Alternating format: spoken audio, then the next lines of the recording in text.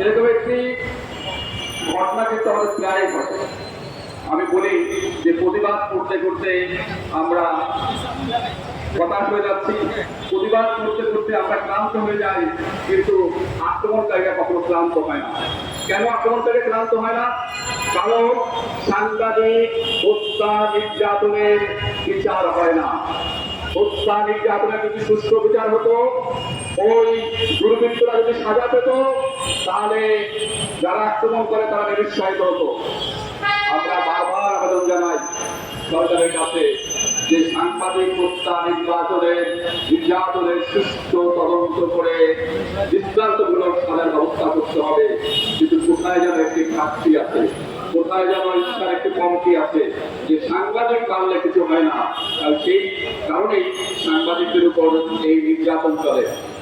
আমাদের ঢাকা সাংবাদিক ইউনিয়নের সংগ্রামী সভাপতি বলেছেন, ইতিমধ্যে জানিয়েছেন যে আমাদের 4 জন সাংবাদিক সহকর্মী সারা দেশে নিহত হয়েছেন এবং 218 জন সাংবাদিক, 218 জন সহকর্মী ঢাকা এবং ঢাকার বাইরে বিভিন্নভাবে আহত হয়েছেন।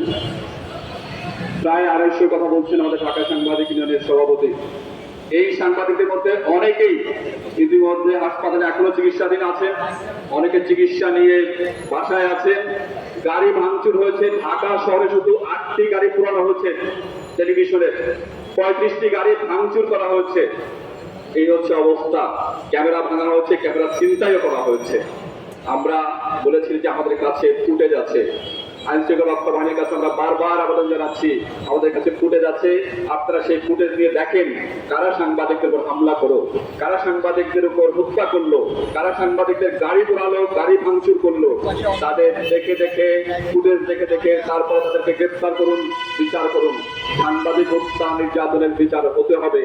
যদি সাংবাদিক হত্যা এবং নির্যাতনের বিচার না হয়, তাহলে আমরা স্পষ্ট ভাষায় বলতে চাই যে আমরা সাংবাদিক বন্ধুদের আমাদের খুঁজে বের করতে হবে, তালিকা করতে হবে।